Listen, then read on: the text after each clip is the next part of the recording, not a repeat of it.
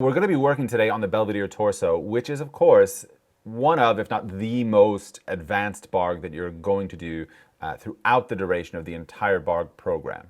Now, in the previous lesson, we did the Psyche of Napoli, which is a little bit more of a beginning Bargue. I would say that it's probably on the high end or the more complex end of beginning Bargues, but still it's going to be in that group of first Bargues.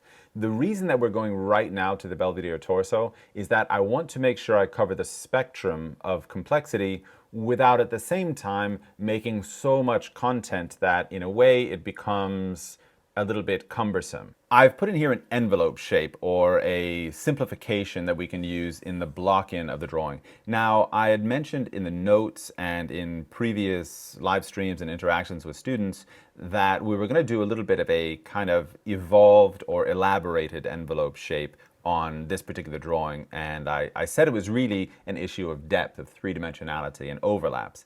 And this is a great moment maybe just to point out exactly why that is, right? So if we look at this Bargue, we can see that actually just a line drawn around it would really kind of fail to indicate one of the major features of it, which is this kind of sweeping, compression that happens on this side of the body. Also on this side of the body as well, there's a really strong kind of 3D vibe that we're getting out of this. It's not almost flat like a face is. It's not something that really can be expressed very easily simply by drawing a line around it. So what I've opted to do is actually include, in a way, like a second depth in the envelope shape itself. So a lot of this up here, I think, is kind of simple enough, flat enough that we can express it and make some significant observations just having a line around it. There's so much stuff going on internally. I wanted to include this because I feel like it encapsulates a shape or a volume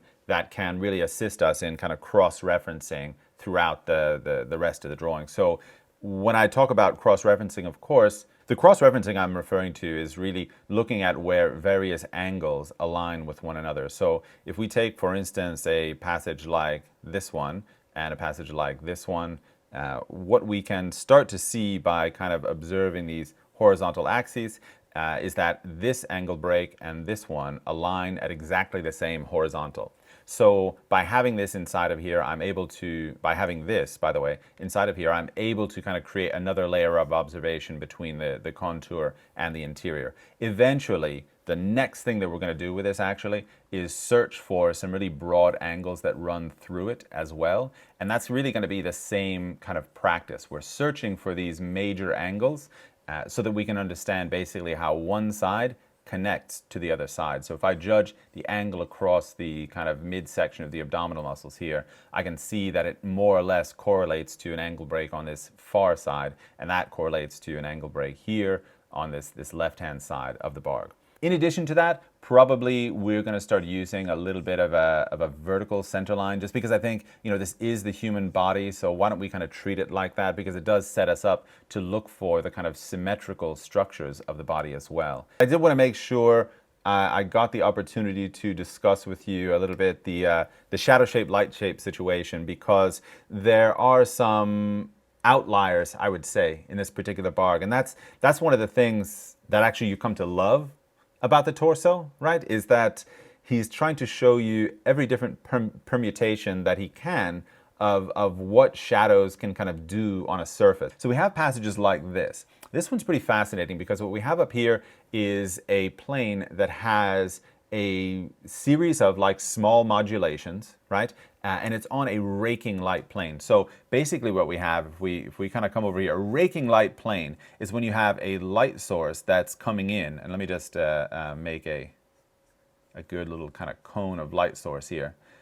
A raking light is cutting across a plane like this. Now, most of the light that we have is kind of 3/4 and it's coming into the surface of our subject, at an angle like this. But raking light means a lot of dark halftones. So if you look at the the light shape through here, one of the things that we find is that actually it's really, really rather dim. It never gets to the really kind of bright places that we do in these kind of central areas. So we have a mixture of dark halftone and shadow, which naturally erodes and weakens a little bit the concentration of value at the edges of shadows. Yet nonetheless, we still have a pretty clear shadow light situation that we need to decipher.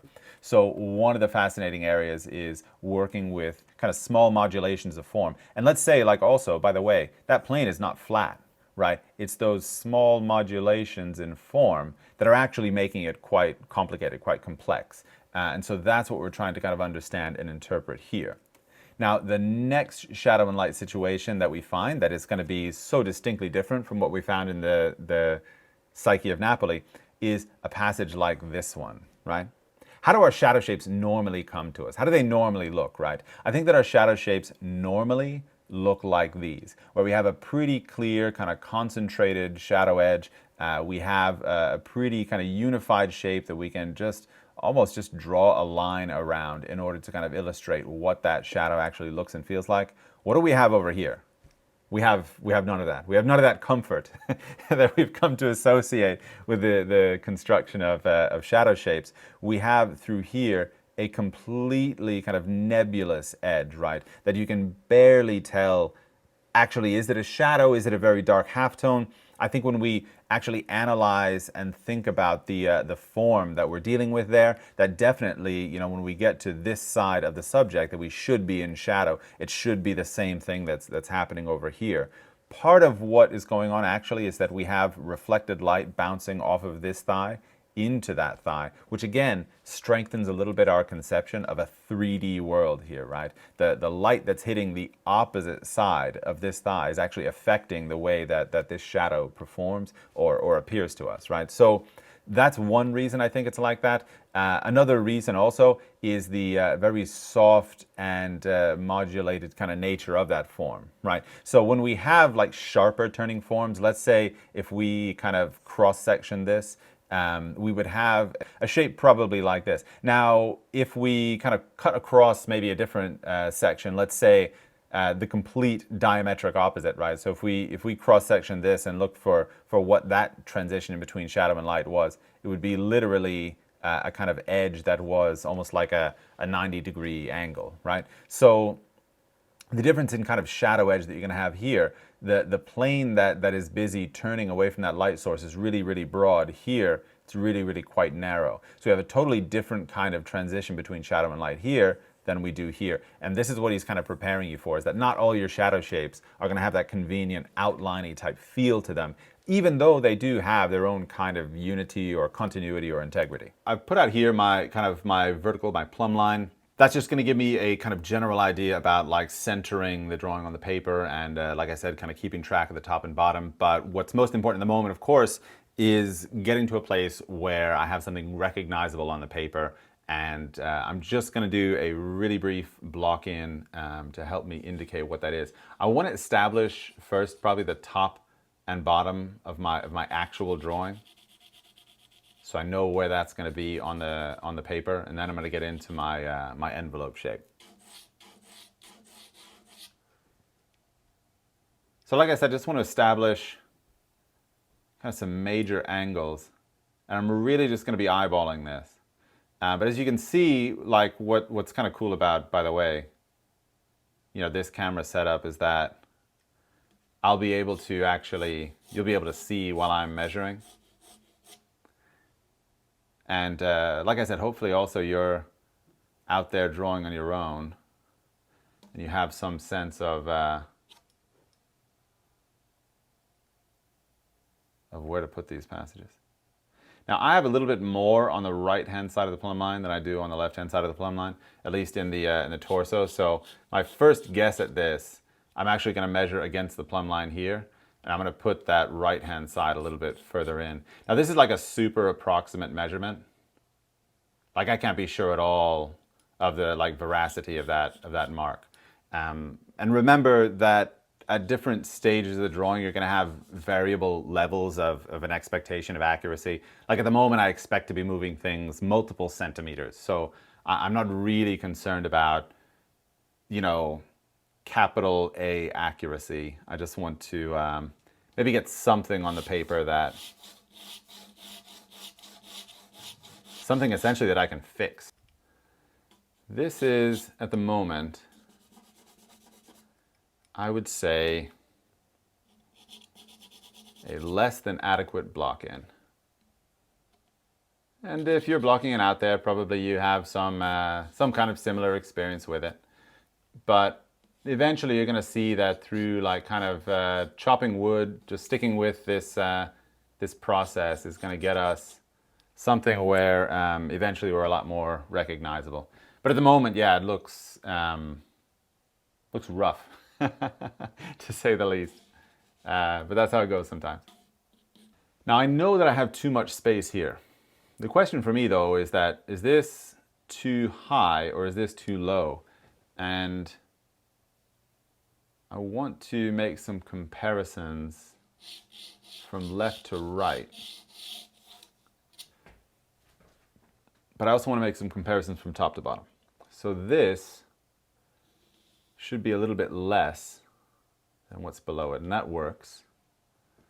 So what I just measured was the distance here, and I compared that to the distance here. Now this should be cumulatively a little bit shorter than what I find from here, and I think that that's closer to accurate. So I think that's okay. Now I watch this kind of flow into that, and I find that that relationship also works pretty well in the drawing. So I think then I'm going to wind up moving this instead of moving that down. So just to answer that question, to answer the question of which one of these two moves, if this space is too big, I had to go all the way up to here, to here, to here, and then to here, over to here, and now I find that I have some at least decent sense of like an answer to that question. But when I talk about that kind of dialogue that you should have with your drawing, like you have a question, there is a problem. A problem is a question. And we start asking that question around and seeing to, you know, how we can come up with a good solution to it.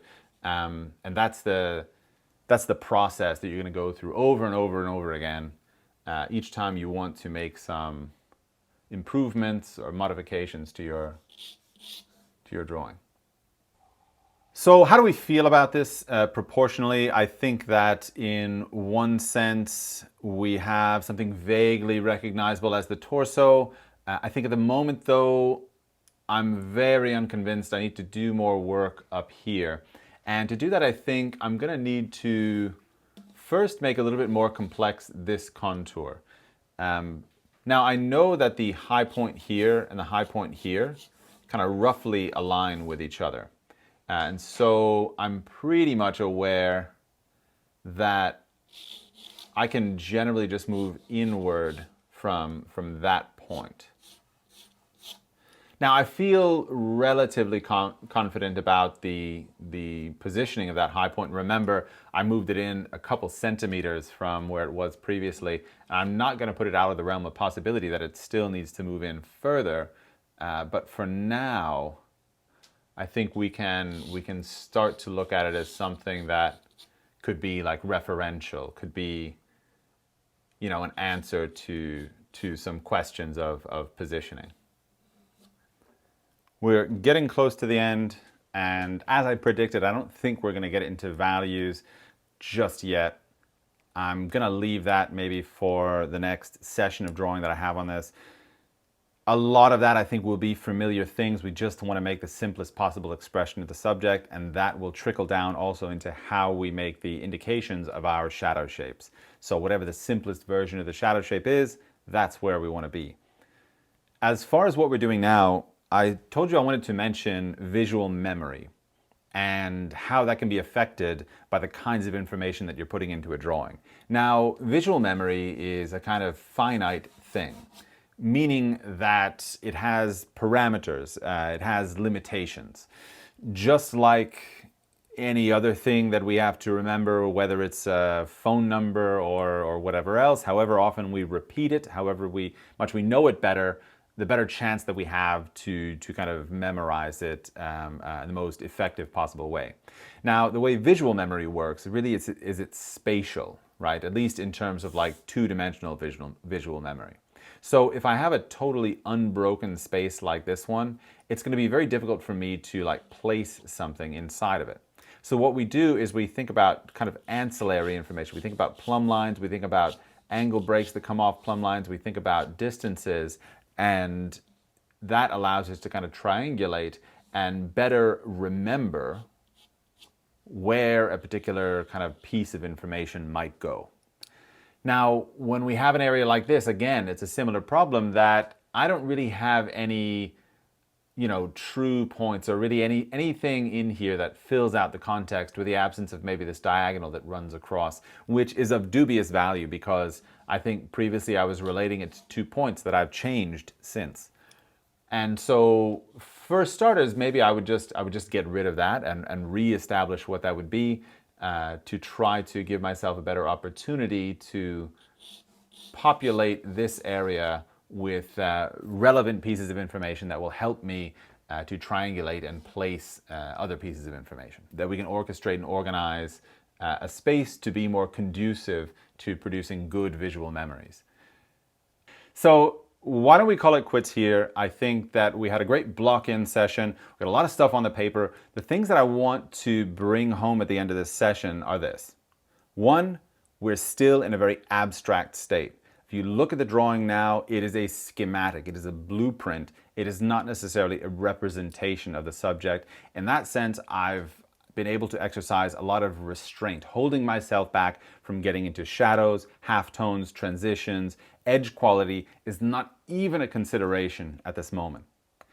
Another thing that we come to understand is that we can develop the drawing a lot with just straight lines. I can't emphasize this enough. If you get through Bargues and straight lines are not a fundamental core part of your visual language, by visual language I mean how you draw, I feel like you are missing the boat. They're such a big part of everything that we're going to do after that we need to incorporate. We need to onboard them at this point, right? If not, even in the last Bargue. So if in the last Bargue you find yourself going through and rounding out a lot of your lines, still drawing with a lot of curves, this is the moment for you to embrace really those angle breaks. We're going to get more into that later, how that can still develop throughout the rest of the drawing.